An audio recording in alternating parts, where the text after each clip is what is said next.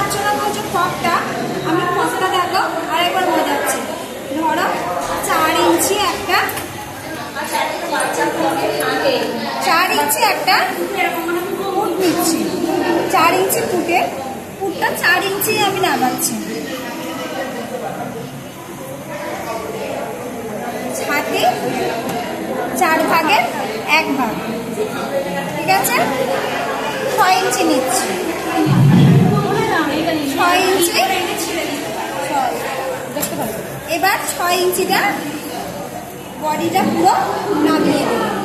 আমি আবারও বলছি, ফুট নিয়েছি, এটা ফুটের এটা আরমোলটা এখানে নামিয়েছি, এটা ছাতি নিয়েছি। আরমোলটা নামানো হলো যে পর্যন্ত, সে পর্যন্তই ছাতিটা আমি নামিয়ে নিয়েছি। ছাতি 4 ভাগের 1 ভাগ নিয়েছি, এটা সেলাইয়ের কাপড়টা, বুঝতে পারলে? আবারও বলছি, এটা হচ্ছে ফুট।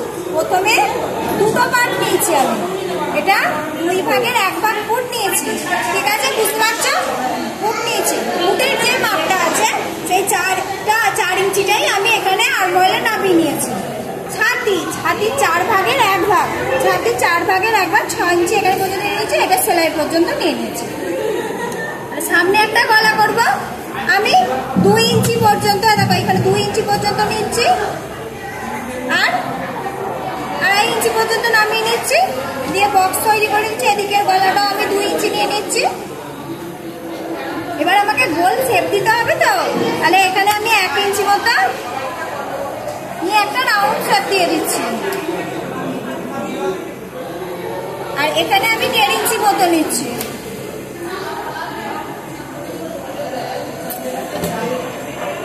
আরমোল যে নামিয়েছি ঠিক মাঝখানের অংশটা, আর এখানে যে আমার বডির মাপটা আছে পুরো এইভাবে রাউন্ড শেপ দিয়ে এই পর্যন্ত দাগ দিয়ে দিলাম। এখানে এইখান থেকে এই পর্যন্ত যে ফুটের মাপটা নিয়েছি, গলার থেকে বাদ দিয়ে হাই ফুট থেকে এখানটা লো ফুট বলা হয়, এই পর্যন্ত এখানে 1/2 ইঞ্চি দাগ দিয়ে আমি এটাকে দাগ দিয়ে দিলাম। তাহলে এবার দেখো, এটা ফুটের মাপ এই পর্যন্ত নিয়েছি, আরমোলটা এখানে নামালাম, ছাতির মাপটা এখান থেকে এদিক পর্যন্ত নিলাম, এখান পর্যন্ত ছাতির মাপটা, এটা এক্সট্রা কাপড় সেলাইয়ের মাপটা। এইখান থেকে এই দিকটা শেষ, তো এই পর্যন্ত এইখান থেকে, তাহলে এটা কোমরের মাপটা। কোমরের এই মাপটাতে আমি মাঝখানটাতে একটা বিন্দু নিয়ে নিচ্ছি, এই পর্যন্ত আমি 3 ইঞ্চি দাগ দিয়ে দিচ্ছি। এবার এখান থেকে এদিকটা 1/2 ইঞ্চি আর এদিকটা 1/2 ইঞ্চি, এই ওপরের ত্রিভুজ থেকে আমি এদিকটা নামিয়ে নিচ্ছি, আর এই পর্যন্ত। এবার দেখো, এতে আমি কুচি দিয়েও করতে পারি, আমব্রেলা দিয়েও করতে পারি। আজকে আমি যেটা করব, বক্স কুচি করব, ঠিক আছে? তাহলে আমব্রেলা একদিন হয়েছে, কুচি একদিন হয়েছে, আর আজকে বক্স কুচি করব। সমস্ত ওপরের যে পার্টটা থাকবে, সমস্ত পার্টগুলোই, ফ্রকের যে পার্টগুলো ওপরে থাকবে, পার্টগুলো সবগুলো একই থাকবে। তার সঙ্গে আমরা যে কুচিটা যখন যেরকম ভাবে দেবো, সেইটা সেইভাবেই তৈরি হবে, ঠিক আছে? এবার বক্স কুচিটা দেখো, যে আমি তোমাদের আমব্রেলা ফ্রকের একদিন কাটিয়ে দিয়েছি, একদিন নর্মাল কুচি করিয়েছি।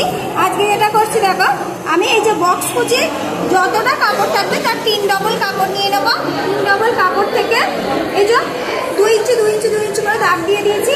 দাগের মাঝে বক্সের এই যে ভাগটা চলে আসবে,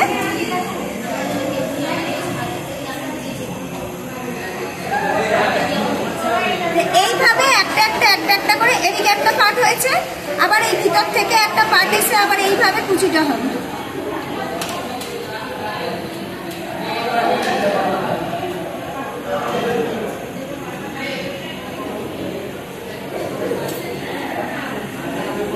এইভাবে বক্সের কুচিগুলো হতে থাকবে, হয়ে এই বক্সের পার্টের সঙ্গে ওপর পার্টটার সঙ্গে বক্সের পার্টটা জুড়ে